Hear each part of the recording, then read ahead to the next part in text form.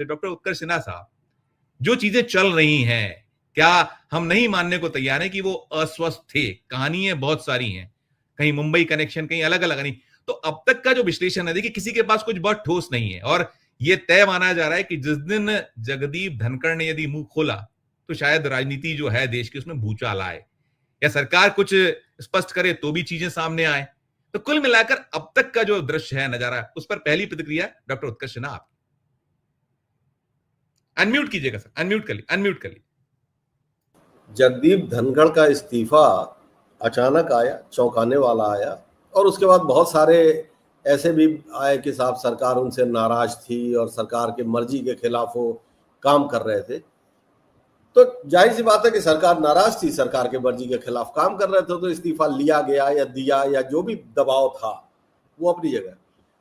सवाल ये है कि जगदीप धनखड़ बतौर गवर्नर या बतौर वाइस प्रेसिडेंट ऑफ इंडिया या बतौर सभापति ऑफ राज्यसभा, कोई ऐसा काम तो उन्होंने किया नहीं जो अच्छी वजहों से चर्चा में रहा।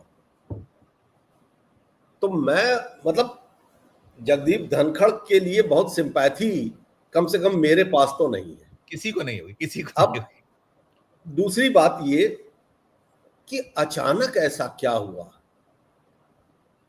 कि उपराष्ट्रपति पद पर भी एचएमवी का मॉडल बना हुआ एक व्यक्ति, हिज मास्टर्स वॉइस का मॉडल बना हुआ, लोगो बना हुआ एक व्यक्ति अचानक सरकार की निगाह में खटकने वाले काम क्यों करने लग गया? ये वो रहस्य है। अब बात चाहे जस्टिस वर्मा के महाअभियोग के प्रस्ताव की कर ली जाए या बात सो कॉल्ड मुंबई कनेक्शन की कर ली जाए, मेरे पास वो सूचना नहीं है कि पर्दे के पीछे क्या है। पर्दे के सामने जो है बस उतनी ही जानकारी है, लेकिन कुछ तो है जिसकी वजह से अचानक धनखड़ साहब सत्ता की निगाहों की किरकिरी बन गए, और किरकिरी भी इस कदर बन गए कि एक ऐतिहासिक नजीर आ गई कि साहब इस्तीफा कैसे घंटों नहीं मिनटों में लिया जाता है। अच्छा खासा सदन चला के आए, अच्छी खासी बैठक की, और उसके बाद फिर इस्तीफा, और उसके बाद सरकार का रवैया ये कि साहब फेयरवेल भी नहीं होगा। वही मतलब, अब बात समझिए, 24 घंटे में आप घर खाली करिए, ऑफिस सील होने की खबर आई, खबर गायब हो गई। ये सारी घटनाएं सामान्य तो नहीं है। ये तो सीधे सीधे एक बात ये है कि जाहिर सी बात है कि जगदीप धनखड़ अब सरकार को बर्दाश्त नहीं हो रहे थे। तो सरकार को क्यों नहीं बर्दाश्त हो रहे थे? वो जगदीप धनखड़ जो पश्चिम बंगाल में जिन्होंने राज्यपाल पद की मर्यादाओं को दरकिनार करके तमाम काम किए, वो जगदीप धनखड़ जो राज्यसभा में इस स्थिति तक पहुंच गया मामला कि महाभियोग की बात होने लगी, वो जगदीप धनखड़ जो भावुक हो गए अपने अपमान को लेके, एक मिमिक्री को लेके। अचानक ऐसा क्या हो गया कि सरकार के खिलाफ उन्होंने कोई ऐसा मोर्चा खोल दिया जिससे सरकार डर गई, गुस्सा गई, नाराज हो गई और कहा कि अब जाओ, तुम्हारा काम खत्म।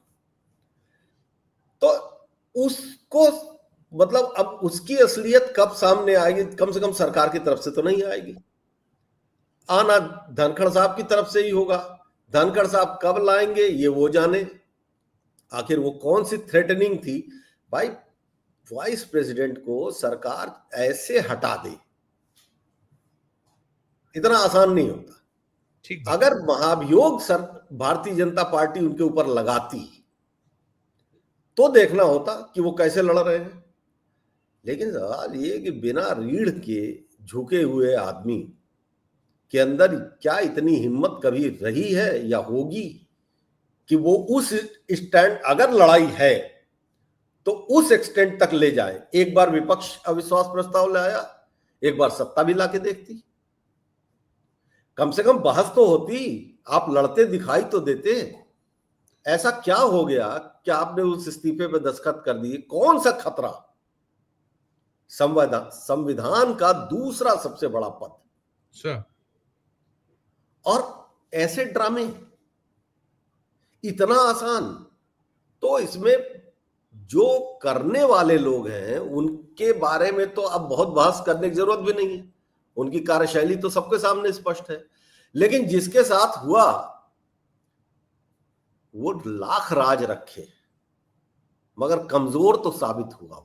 पहला ठीक। कमजोरी सत्ता पाने के लिए झुक जाना, और दूसरी कमजोरी उसी सत्ता के डर से इस्तीफा दे देना। तो क्या कुछ आप देखते हैं, संभावना किस तरह की? और ये जो मैंने कहा, ये अस्वस्थ होने संबंधी जो ये उनके खुद के सारे अकाउंट्स पे पड़े हैं सारा कुछ, तो वो तो नहीं था। सब पर आपकी प्रतिक्रिया?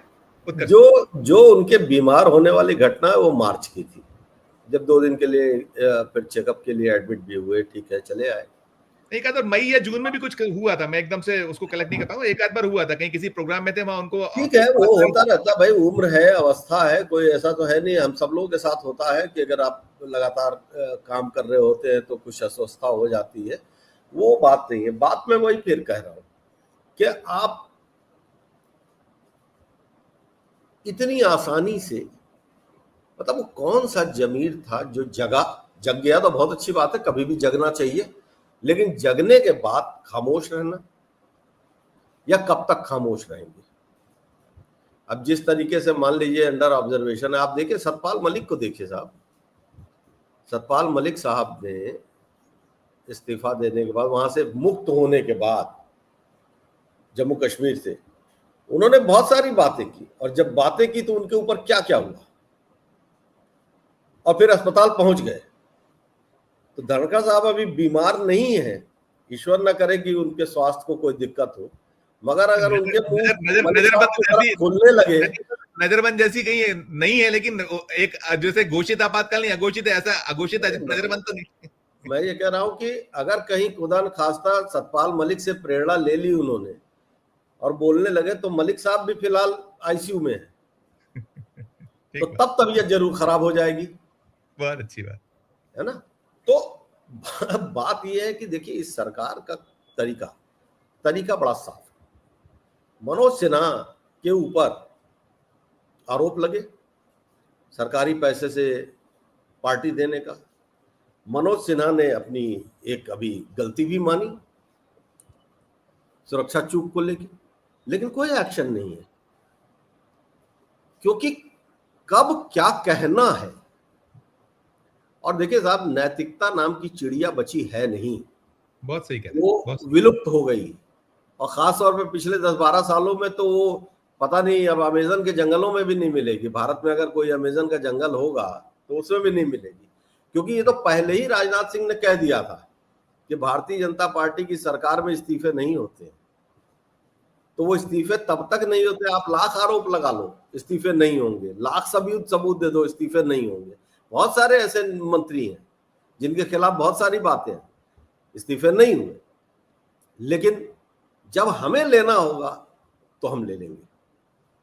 अब ये जो लोकतंत्र का, देखिए, ये बड़ा संकट है। ऐसा नहीं है कि भारतीय लोकतंत्र में ऐसे टकराव नहीं हुए हैं। आप इंदिरा गांधी को देखिए ना, सबसे ज्यादा बदनाम तो इस देश में आपातकाल के लिए इंदिरा है बिल्कुल। और इंदिरा गांधी और बीबी गरी का संघर्ष, या राजीव गांधी बनाम जैल सिंह का संघर्ष, ऐसी स्थिति तो कभी थी नहीं। राष्ट्रपति भाई, अब तो आप ये भी नहीं कह सकते कि किसी दिन किससे इस्तीफा ले लिया जाए। सही। मैं किसी पद को इंगित नहीं कर सकता हूं, सब, हर पद की अपनी एक गरिमा है, लेकिन कब किससे कहां इस्तीफा ले लिया जाए हमको क्या पता। बिल्कुल सही। लेने वाले किस पद पर हैं ये भी बहुत महत्वपूर्ण नहीं है। ठीक बात भाई, जब जेपी नड्डा राज्यसभा सदस्य बीच सदन में ये बोल देते हैं कि कार्यवाही में वो जाएगा जो हम कहेंगे, जब वो सामने की बेंच पे बैठ के सभापति के का निर्णय ले रहे हैं, स्टेटमेंट दे रहे हैं, तो वो कौन है भाई? सचमुच। मैं बहुत छोटा सा एक इंटरेस्टिंग किस्सा सुना दूं, बहुत कट शॉर्ट, कि क्या था और क्या हुआ। जी। जनता पार्टी की सरकार बनी थी, और ये किस्सा चंद्रशेखर जी ने मुझे बताया था, उनका स्नेह रहा कुछ समय बहुत बेबाकी से बात होती थी। चंद्रशेखर जी जब इंदिरा हारी तो और मोरारजी की कैबिनेट बन गई, चंद्रशेखर जी इंदिरा जी के पास गए। पहले साथ काम किए थे, एक नैतिकता था, एक सम्मान था। वो गए और उन्होंने कहा कि इंदिरा जी, मैंने पहले आपसे कहा था कि ये निर्णय गलत है। इंदिरा जी ने उनसे कहा कि हाँ, मुझे भी लगता है।